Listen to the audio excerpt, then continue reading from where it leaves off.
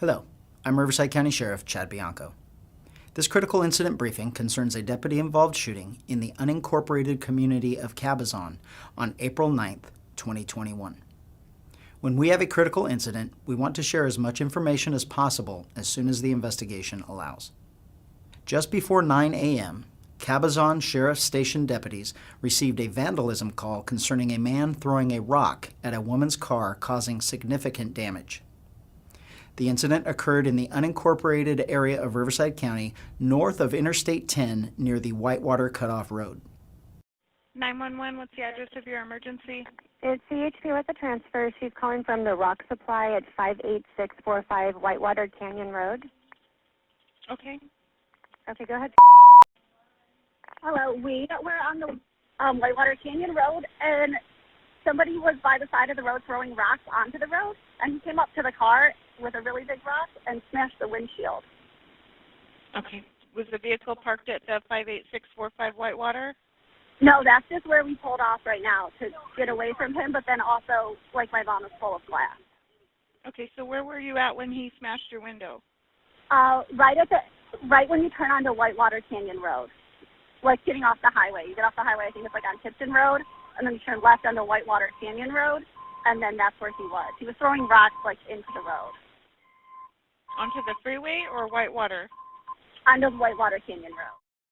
One of our deputies, who happened to be in the area of the call, saw the suspect, later identified as Gabriel Munoz Jr., causing major damage to a car using a tire iron and other objects.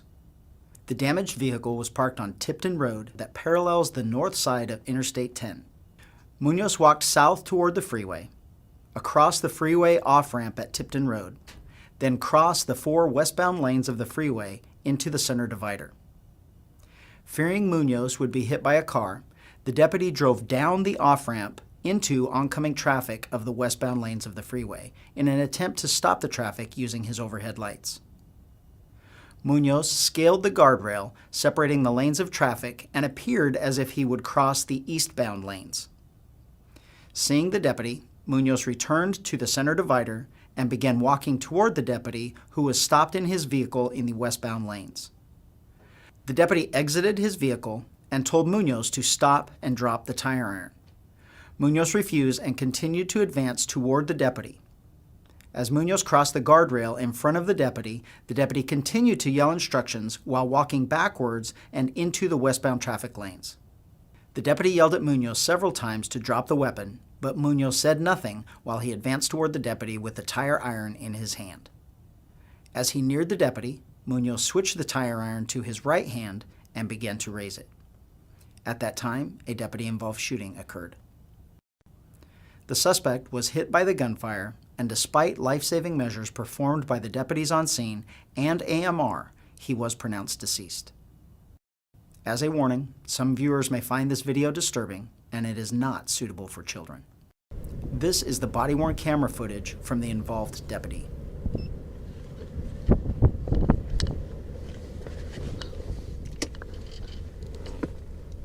Sir, I need you to drop the items. Throw them on the ground.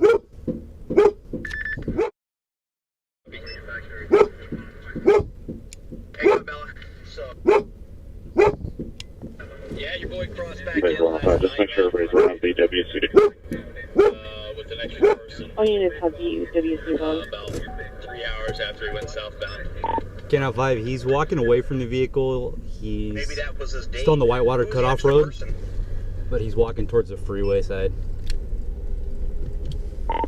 He might be trying to cross the fence towards the freeway, towards the off-ramp. Born in 02, the first name is... Maybe a girl. The eastbound or westbound? Yeah. That's the westbound off-ramp. Yeah, he's walking out towards the freeway. Last night. CHP needs to For customs and get out that way and possibly stop that traffic. He's going to walk out into it possibly. By the Borrego Springs. Crossing over the off-ramp, possibly still walking towards the freeway.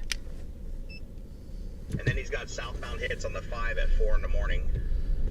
So, yeah, I think he might be taking money, but he's taking. Get a vibe. I'm gonna go down the on-ramp and try to stop this traffic before he gets ran over. But yeah, he does. Alright, he's running over the freeway. He's trying to run to the westbound side, eastbound side. So, are we getting at the shot now? Hands off. Alright, he's in the center median. He just threw down the weapons. It's north. If you see it, jam it up, dude. Absolutely.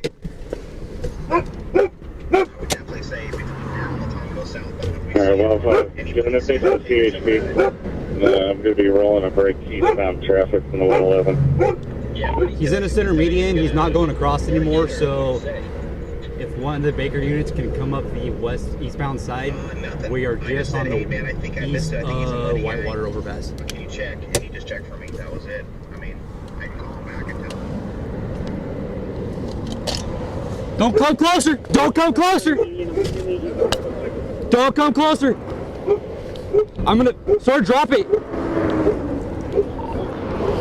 Like, I got one at gunpoint, he's coming at me. I got nothing else other than my gun. Sir, I'm gonna shoot you! I'm gonna shoot you! Drop it! Robert Canyon 5 shots fired.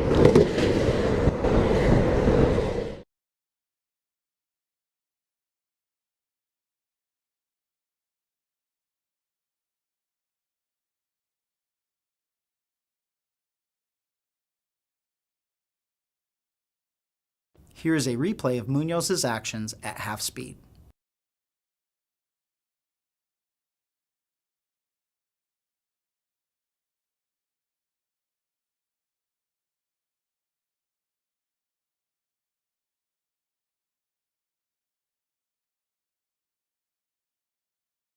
The suspect, Gabriel Munoz Jr., a 40-year-old resident of Cathedral City, died at the scene. When we have a deputy-involved shooting, multiple investigations are automatically launched. The Force Investigations Detail Task Force will conduct this investigation. This investigation will examine the original call for service, Mr. Munoz's actions, and the deputy-involved shooting. This incident, like all deputy-involved shootings, will ultimately be reviewed by the Riverside County District Attorney's Office. Additionally, our department will internally review and evaluate the actions of our deputies with our policy and training standards. We take the use of force very seriously and make every attempt to de-escalate situations like this whenever possible. This is an active and ongoing investigation, but we feel it is important to provide our community with as much information as possible even before the investigation has concluded. Thank you for watching.